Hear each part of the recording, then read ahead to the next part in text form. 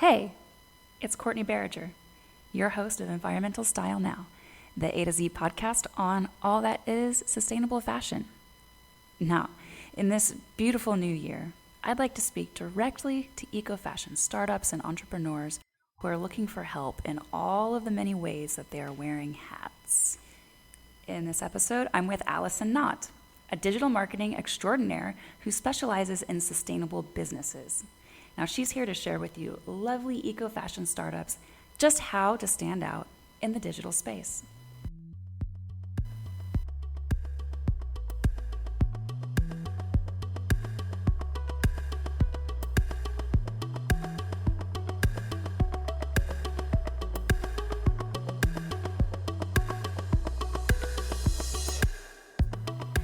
Hello, it's Courtney Barriger, and on this episode of ES Now, marketing specialist Alison Knott is going to share her many years of expertise in guiding environmentally minded brands on how to stand out online.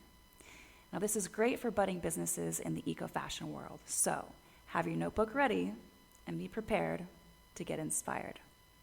Let's jump right in. Why don't you tell me a little bit about your story, how you got started, and what has inspired you to help eco-conscious companies? I think when we ever think about like where are people's origin stories, I sort of see mine happening in three little buckets. And they're all little vignettes. So the first is I was raised in a very progressive, female-centric church. I no longer subscribe to the faith, but until about age 13, I thought women ran the world. I thought queer folk were part of the world. And then, of course, so we'll put a pin in that. So I'm being raised about community and about people who love to help others. And then I was a very lonely child that ended up really becoming friends with outsiders and the freaks and the free thinkers. So I'm associating and really enjoying the company of people who really care about each other and don't always take what's happening in the world at face value. And then through the years, I've been a graphic designer. I taught myself how to code websites. I used to work in newsprint, so I was working in sales and marketing and also getting a little bit of news at the same time. But it wasn't really until I went out on my own and found a really wonderful business coach that helped me understand my values, where I really wanted to double down on working with brands putting good into the world. Because from my perspective, marketing is highly toxic. And I believe that I can use marketing as my form of activism. And by doing that, I now focus on not only sustainably conscious brands, but also if they're socially conscious, if they're impact based, anything that's a little anti-status quo, that's about helping underrepresented folk do the best kind of work that they can do. So that's where I came into this, was sort of as a kid, it was planted, and then the world kept coming back to me with these really interesting moments of, I don't want to hang out with people doing the same thing. I want people who are willing to be creative and take risks. And at this stage, to take care of our entirely so important little blue marble. So that's how I've come into this space. I could probably make a lot more money, Courtney, being a SEO product specialist, nothing wrong with that. But I have no interest in helping people sell widgets. I'm really interested in helping people who have amazing skills that are saving the world, translate that in a way that will resonate and attract more people as all of this stuff is going on. Wow, that's so beautiful. What are some of your favorite brands that you're working with? Right now, I am working with Deborah King, and she has Global Measure, and she is up here in Canada, and she has devised a methodology that allows emerging Canadian fashion apparel brands to be certified. So obviously, certification can be quite the process. You need to have a lot of systems in place, and she really wants to ensure that we're starting and giving every sort of brand size a chance to do that work, understand it, and also make sure that they understand how it can help their consumers. And that's been phenomenal work as we work together to figure out how do we translate that. So right now, much love to Deborah, and she's also been instrumental in connecting me with more of the community. When you niche, darlings, you end up creating amazing support systems. You know what? I met her already. She is super, super cool. I actually really want to work with her too with my brand. So well done. Like you, you know what you're doing. When you know what you want, you start finding it becomes a bit easier to get into the deeper conversations I found. And I think I was struggling for a while of when people are like, are you going to do my social media? I'm like, no, I'm actually interested in how are you helping the people and planets and your profit? And people who didn't get that, I don't have that problem as often anymore. Now it's more of we can dive deep into our mission and our mandates and what we want to put out into the world as sustainable entities. And that's been rocking. And it makes total sense too, because at the end of the day, even when you connected me with Deborah, I was thinking, this is another like-minded human being. Like I'm so excited to connect and be, it doesn't feel like business anymore. It feels like activism, even though it's business. It's Yes. kind of this crazy, beautiful headspace to be in. So I wanted to ask you, so jumping into marketing, and obviously you're doing a great job. Oh, thank you. I'm thinking about, the brand new players coming in. Sustainability is this amazing new market, and there's so much room. And hopefully there will always be room and it becomes the new standard. But as a brand new small team or a brand new CEO who's just emerging, how do you get over the fear of presenting yourself as the business as you're starting, especially online? How do you overcome the fear? Sure. And that fear is quite real. I had thought when I got into the space that the primary things I was going to be helping founders with was the tactical side of marketing, right? When are we posting? What are we creating? More and more, what I'm finding with founders is there is this hesitation or fear-like component, and that can show up in a multitude of ways. It's I'm brand new. No, it's already been said before. If you come from a place of privilege, you may feel like you're not able to have discussions about important topics because you feel like there's a little bit of fragility working into there, that either it's not your space or, I would advocate that we need to create space. And part of that is doing the work to have those conversations. So this is a great topic because the beautiful thing about being a small brand is people are already prospective collaborators and also consumers of what you're producing are already really more interested in you because they have no interest anymore in a brand, a large entity trying to pretend like it is an individual. And they can't. Those brands they might have the money, they might have the skills and capacities to do large things, but their uphill battle is in a world of greenwashing and woke washing. People are like, we don't already don't want to take, we don't believe you because you are such a large entity and we don't know where your heart lies. So I think that fear number one is I'm little, I don't know what to do. That's not true at all. In fact, it makes you a wonderful space where people expect almost to hear from the founder, because if you are a person of one or a team of 3 or 4 or 5, especially in the sustainability space, we want to know consumers want to know who you are. And I've done the audit work when I work with clients. And if I go to LinkedIn, for example, it's not the company page that's getting all of the engagement. It's the founder's profile, because people want to know who the hell is behind this? What brought them there? What accountability do they have?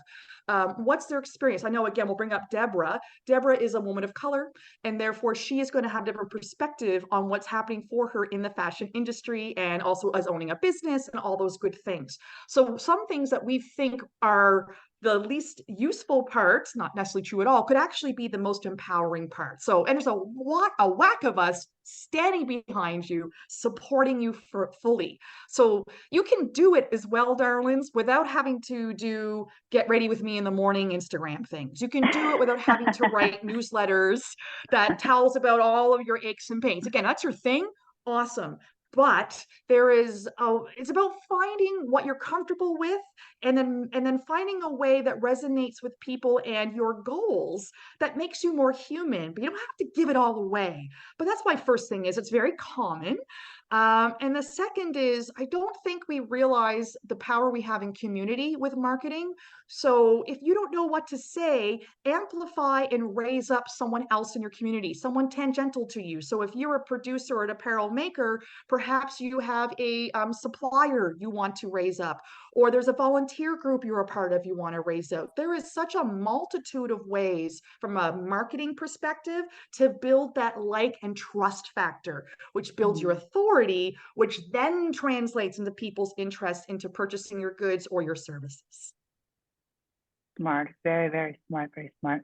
I imagine, I just put myself in the shoes. So I'm going to be this authentic brand owner, and I'm going to make my list of, I don't even know what sets me apart, my unique offerings. I don't know, it puts me in a tailspin when I think about all the different ways that you can tell your unique story. How do you create compelling content when it's just you? What are some super just smart methods that are not that don't just drive you crazy? Right. So the first thing is, even though I've just said all this, it's not about you. So I'll give a personal example. Right now, I've been accepted into a program that's going to help me export possibly out into the States. And it's a wonderful program. And we had our launch, and I got to meet all these other wonderful founders in various industries doing various things to do it. So I could have went on LinkedIn. And again, as a side note, darlings, marketing is more than social media. Like, there's such a larger world out there for marketing and social media. But in LinkedIn, I could have went on there and said, I am so honored to be a part of this program. That's okay. But I have these tenets or these values in how I talk about my brand, where I want to empower brands putting good into the world to elevate their marketing literacy. And part of that is through funding. So instead of saying, I'm so honored to be in here, the post I created was actually around, did you know this program existed? I made sure to mention a couple of other businesses I was already aware of. I made sure to mention some of the consultants in the space. And I made that post more about, this is in front of us, especially if you're a small founder. You might see these programs and think they're not 100% fit for you. You absolutely should. There is no need for us to do everything by ourselves and float all the capital by ourselves. So understanding what goals and how I want to talk to my audience, I might start with it's about me, but then I take the 10 minutes to rewrite it so it's actually about my audience. What are they seeking? What is their transformation? Because you want your audience to feel like, oh my gosh, this brand gets me, because we're trying to date them. They're not trying to date us. And marketing is dating and sales is marriage. That is beautiful. That is a beautiful, it's almost like, yeah, it makes sense that it's going to, of course, you're going to think about it from your perspective first, but then to go back and rewrite it where you're writing it to how you want it to land on their ears. What do they need to hear? What do they need? And that kind of goes across every single industry, doesn't it? Every single industry has a need, something that needs to be solved. It does. And so this is something, darlings, I don't just whip these things up in 10 minutes, right? Again, marketing is like many other hats you wear. Owning your brand there's a lot of things you have to do, but probably a really good, more grounded tactical thing I can share is having a space on your phone and on your working system where you can drop ideas as they hit. So maybe you met with a client or a customer and you had a really good conversation about a topic. You open up that document. It's like, it could be a Airtable, it could be a Notion, it could be Google Doc, Keep, Evernote, whatever the hell you're into. And you're creating this repository, and you don't have to worry about what's the picture, what's the caption, what am I saying, what am I posting. It's like a nugget of ideas. And you begin to build that up. So when you do create space to work on your marketing, you're not starting with a blank canvas. You have this almost treasure trove of half finished, not scary, but I would argue very open to interpretation content from which you can build. So part of the work I do with small teams or solo founders is getting into habits of working on the marketing of your business like there is someone else with you, even if it's just you. So the shit isn't in your head all the time. You're getting it out and you're pulling from it. And then when you do get that moment to craft this great piece, some of it's going to be evergreen. You're allowed to post the same thing again and again And again, I guarantee you, darlings, no one is looking at your profile. No one is reading every single one of your newsletters start to finish and go, you know what? She mentioned that resource last time. Said nobody ever. So that's my kind of like, if people are like, I want a tactic, Alison, it's like, are you capturing these ideas so you're not empty handed? Instead, you are an endless well of content and ideas. And then paying attention to what resonates with people, you might want to jam on that a bit more. That's a beautiful and hilarious idea. I just thought about like, okay, maybe in my notes, I'll name this category. It can be Alison. She's who I talk to whenever I have an idea, and I'm just gonna drop names, like drop my ideas in there. Exactly. Yeah, it's just out of here and onto there. And that's from a very brain to hand muscle memory piece where you're training your body to start thinking creatively and you're already kind of in a system. Sometimes you're like, well, crap, I'm already in here. I might as well pop into Instagram. I might as well pop into MailChimp or something and start writing this out or put it together in a schedule because I'm already halfway there. It's sitting in bed or eating your sandwich and going, I gotta create content today. It's like, again, like we're not being fair to our systems, our nervous systems, right? And how we operate to do these things. So give ourselves some grace, create some content, little vaults that you can just pull at that are not like perfect and no one, they're just little nuggets for you. It makes total sense. As a creative myself, I'm a writer, and like the ideas, they don't come when you sit down at the computer. That's never when they come. Ever, ever, ever, ever. And if you feel that, like, honestly, I can be in the middle of a dinner or I can be like hanging out with my grandmother. And if I get that, like, that feeling of like, oh, here comes the muse, there's information coming, I'm having an idea, I give myself permission to walk away. Mm-hmm. That's just something that I have to do. Like I have to do now as a creator. Like I know now. So I think that's really beautiful for small businesses to always give yourself the opportunity to take notes. Okay, in our email you mentioned measure twice, cut once. What does that mean? Oh, okay. So it stands, okay. Darlings, I can draw, but I'm not a maker. I can't handle 3D spaces. So all of you lovely folk listening who build things out of resources, I applaud you.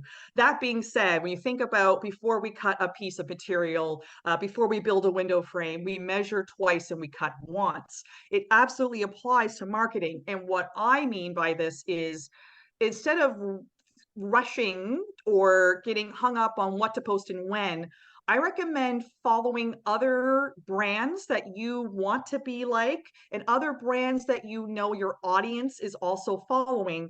Go see what they've already done and make notes of what they're picking up, what they're putting down, and what is falling flat. And an awesome program to help you do this. It's very affordable. It's called Spark Toro, and it's free. For free, you get 5 searches a month. And I think after that, they're a very ethical company. I love them. They do monthly billing. I have no affiliation with this, by the way, darlings. But what it does is it's audience research. So you can go into Spark Toro and you can say, my audience listens to X podcast, this subreddit, this website, this Instagram account, this website, and you put it in. And out of its 8 million person repository, it will tell you the other brands that those folk follow. You can narrow it down by what kind of title is in their bio. You can narrow it down to what location they're in. And so people, because often we're really close. It's like, oh, my contemporaries are the other brands that come with me to the market, or my competitors are the larger brands. Spark Toro will have a whole section called Hidden Gems, and that's specifically accounts where they've decided they have a large enough following that they're active, but they're not so huge they're impossible. So people are like, oh, we all want to be an Entrepreneur magazine. Great. So all of us want to be in that, right? Or we want to get in with B Corp, which is great too. But Spark Toro can have a way of finding those accounts. Now they're going to tell you these are the people they pay attention to. It's still homework to go measure twice, which is you're going to be a tigress in the grass. You're going to go hunting. And you're going to go find these brands. You're going to go, well, I'm interested in really exploring my newsletter content. I'm going to go follow all the newsletters of these brands, and I'm going to see how they talk about it. Is their audience, like, are they participating in their lives, or is it their carousels they're into? is the podcast doing really well? What's the number one podcast episode? And from there, essentially, they are already attracting the audience you want, and they're giving away for you what the audience is like. We love this, give us more. And other things where you're like, wow, I thought that topic was really important, but apparently it's not to the audience. It's not here to rip them off. It's there to take your point of view about that topic, or to build it into your calendar next time, or even to say, I want to collaborate with that brand. Darlings, this is a collaboration right now. I have no interest in creating a podcast. I go on podcasts like Courtney's because I know that you are my ideal audience, and I want to talk to you because we want to talk to amazing founders. So this is a collaboration, right? I did my research. I went on Podmatch to go find Courtney. We found each other, and here we are. So that's the measure twice, cut once. We want to put out stuff, but then let's just make sure people have already done the work. So go find out resonates. And it can also, going back to that, the piece about being a little fearful as a founder, you might find a way that a founder who comes from your background has articulated their experience, or how they are advocating for others, or how they're navigating complex, sensitive, or tough conversations. Someone else has done it. We're not that unique, but our point of view is. So that's how I measure twice and cut once. SparkToro, how do you spell that? SparkToro, SparkToro. And their newsletter is fabulous. They do office hours every couple of months, and it's aimed at marketers, but it's for everybody. And how they're so ethical about marketing just brings my heart with joy. I love them. Let's shout out to Amanda Rand and the team. They're fabulous. That's amazing. That's super cool. I'm going to check that out too, because I wonder for my own brand, if I did my own brand, I would see a little back end stuff. I know on it that. can be very eye-opening sometimes, but I like to find like the hidden gems. Like I didn't even know, of course, there's other people like us doing what we're doing, or I didn't know there was a brand out there that talks about queer ownership and the cotton industry. Who knew? Here's one now, right? Like you have no idea what's out there, but SparkToro can help. I just want to make sure that listeners don't get hung up on, I went to SparkToro and I got a list, but your job's not done. You actually have to go do the research. This is market research, marketing audience research, right? Market research is you're in the market and you want to know, you're in a farmer's market and you sell peaches and you want to know what the other people selling peaches are like. Audience research is, what if they don't like peaches at all? What if they like lemons? Well, your peaches ain't going to do so well, right? So it's all about what people have an appetite for. That's the idea behind audience research. Total little left field here. What are your thoughts on like chat GPT? Sure. AI in general, or specific to that tool? No, just AI in general, and it being used in marketing and in the world today, and also kind of how it's connecting to your audience. Yeah, I'm curious about your thoughts on that. My heart is breaking because I don't have the article, and I know this stuff is rapidly developing. I can probably find that for you later, Courtney, to probably validate this a bit more. My understanding is the water usage it takes to keep AI running is astronomical in terms of coolant and other systems. So I'm at odds because if we come to AI for art creation, I'm also an artist, and I have very strong opinions about stealing art and turning it into a pastiche. In terms of ChatGPT, before I knew about the water usage, ChatGPT is fabulous. It can help you write intros and outros. It can help generate new ideas. I believe it can be used to replace work of humans that never should have had to do it. There was never a reason to have a virtual assistant do your grammar checks. You should have a virtual assistant to help you deepen your content. So in terms of getting the skeletal format of your writing done, or to help generate ideas, I think that AI is fabulous. There are very smart people who have used AI to create thousands of articles in thousands of verticals, and Google is like, we don't like it. We know this is garbage. So if you think AI is going to make your work faster, not really, because if you are generic, your audience can tell, and Google is going to de-rank the crap out of that stuff. So it's complex. So I love it, but now understanding the resource intensivity of it, I have to reevaluate for my own ethics what to do. And I'm like, there is absolutely a world where we can have this and it doesn't like drink gallons and hundreds of thousands of gallons of water every minute. But that's my honesty now. And I can't wait till I rehear this podcast 6 months from now to see where that's going. So hopefully that kind of answered that question in terms of the complexity. And I am personally still wrangling with this, Darlings. And being ethical does not mean doing right all the time. You will tie yourself in a knot trying to do everything right. And my ethics are different than Courtney's ethics. But right now, I do love it. I'm concerned that I'm trying to wash my tomato cans to recycle. Meanwhile, by asking it 3 questions, I've just like flushed Shamu down the toilet 47 times. That's what I'm concerned about. Yeah, okay, that's a valid concern. I haven't heard about that, and now I definitely want to look it up too, and maybe provide a link after. Because it reminds me a little bit of Bitcoin in that way, where everyone's, oh, it's the future of money, and then of course they say, oh, it's super hyper energy intensive, and you can't even, like, there aren't even enough solar panels in the world to really run it efficiently. So yeah, that's interesting. Okay, you said earlier, marketing is dating and sales is marriage. So, okay, explain that a little bit. And explain that a little bit. So there are going to be some awesome marketers and salespeople out here who will disagree with me. That's what I love about the world. Darlings, there are no silver bullets. There are no concrete answers. You have to go with what feels right.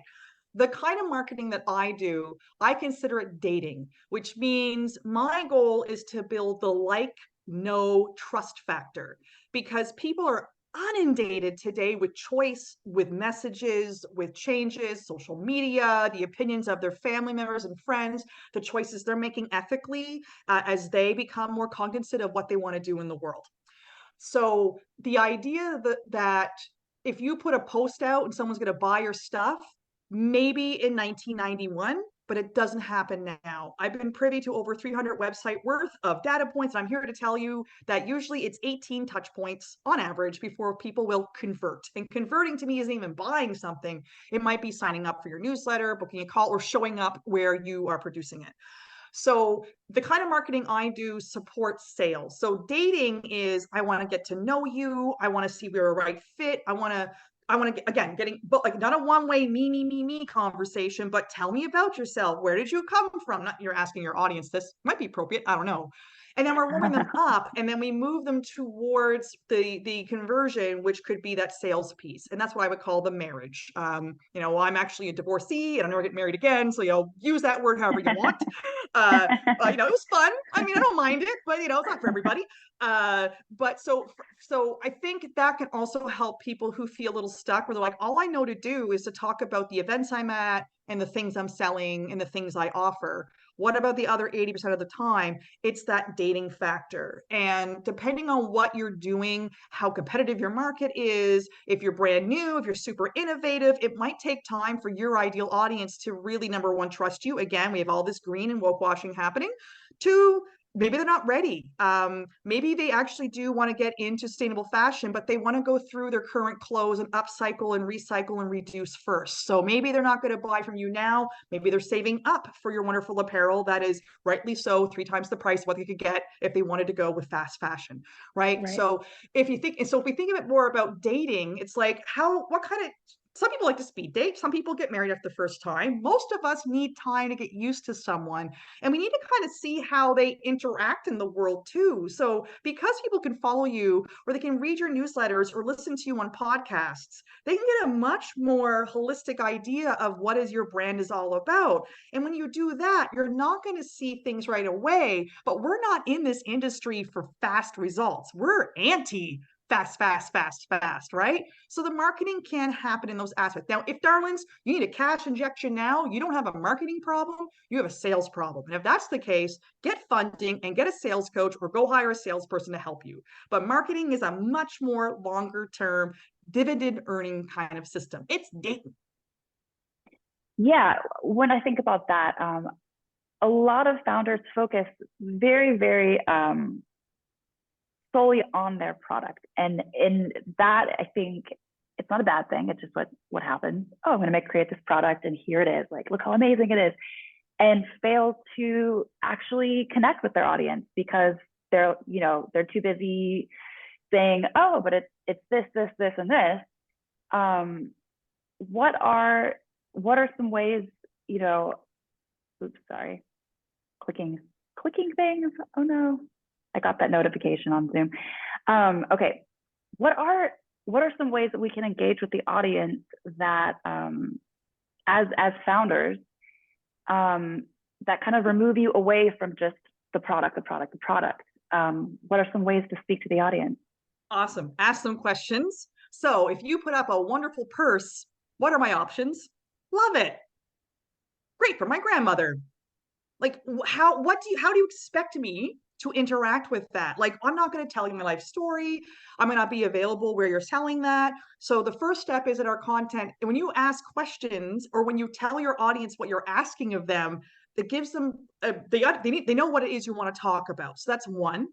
Two, as I alluded to earlier, was mentioning the larger ecosystem that you are in. So when you go to an event, I like to recommend things like, I'm going to be at this event, at the event in your socials, who else is going? You might build some networking inside of there and that people can see, oh, they're going to be at this event.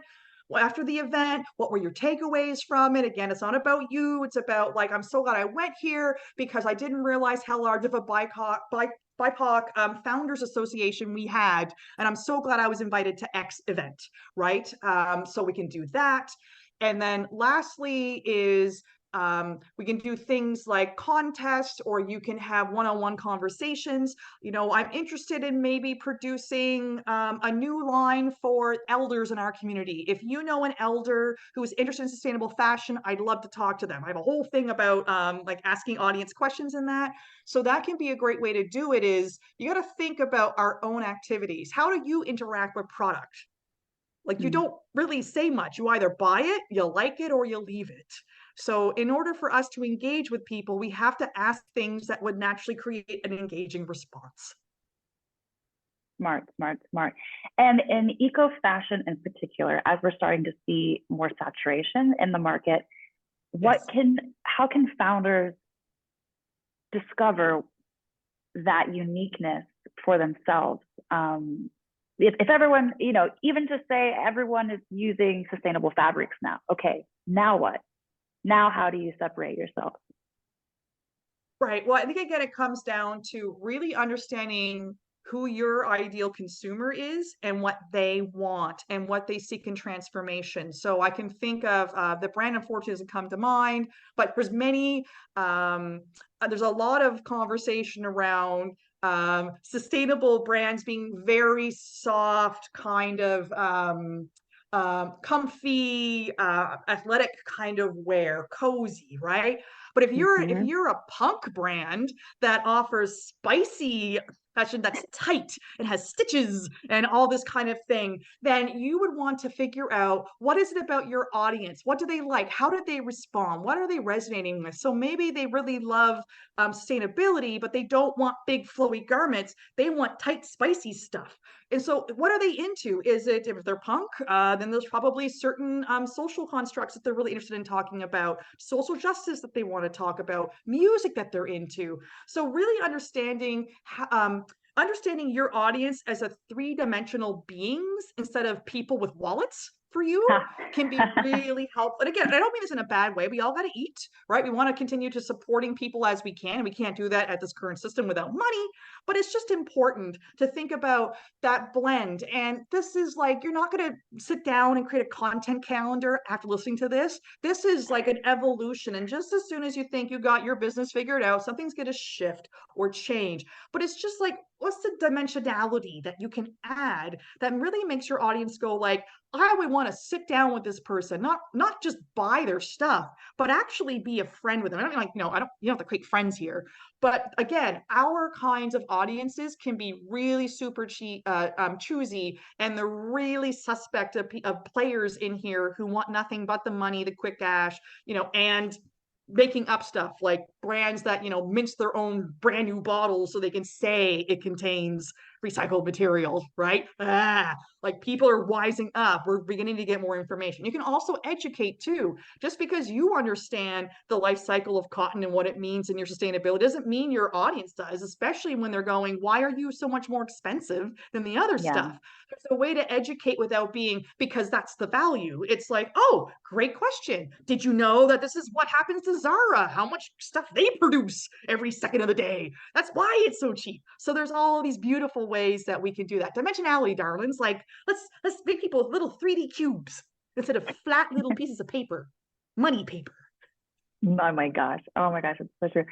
I feel like I'm taking away this beautiful construct of like, I'm gonna actually, after we get off this call now, like I'm gonna go and write my audience, like who am I speaking to? If they were my friend, what would I want to say to them? Like I love this. I love the way that you're thinking. It's so encouraging. So you mentioned a couple of brands. I would love to hear if you have any favorite brands that are sustainable that you would recommend. Sure.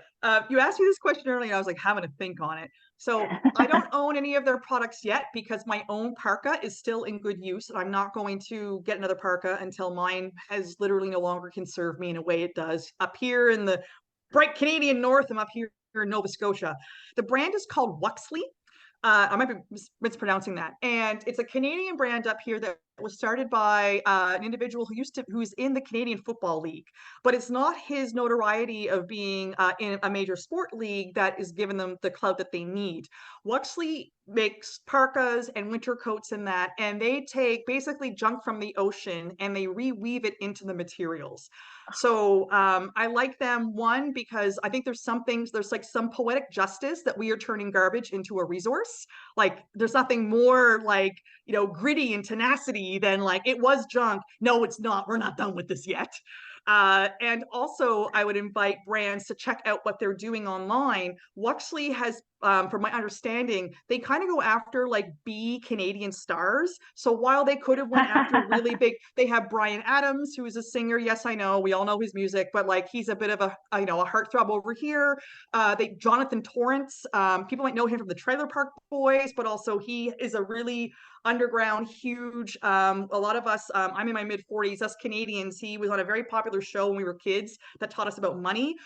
So something about Wuxley is that's such a great brand to follow, to see a founder in action and the kinds of people that they collaborate with. So they could have went really high end. Maybe he's going to get Drake. I don't know. But they were like, we're a Canadian brand. We're going after this level of Canadian celebrities. And I think it's quite honest. So again, yes, maybe you can't get the Bryan Adams version of where you are, but are there people locally to you that are famous enough, right? So that's one that comes to mind for me, because they're pulling things out of our oceans to turn it into the materials. And the founder, it's a great example of the founder really leading that brand instead of the brand leading the brand itself. That is so cool. I'm definitely going to check them out. How do you spell it? Oh, great question. It's like after the woolly mammoth, but it's like they did a little, I think it's like Wuxly, Wuxley, and I might be pronouncing that wrong. Okay. I apologize in advance.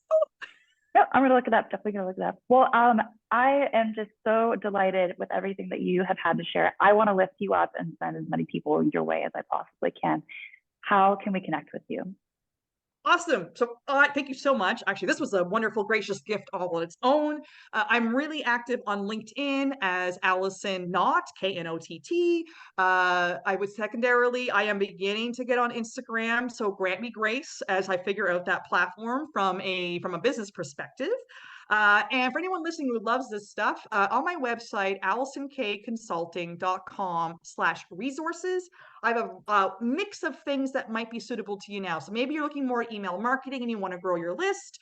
Maybe you're more interested in like making your website a little bit better for conversion. I have a couple of freebies there for you to help you at whatever stage your brand is at. But thank you so much for all of this. And to the listeners, thank you for putting good into the world. There are so many of us across this little blue marble that are lifting you up and rooting for you. A huge thank you to Alison Knott. Now, she has so many more helpful tips on her website, AlisonKconsulting.com, and you can easily book a call with her and see if you are a good match for working together. Thank you for listening, and that's a wrap.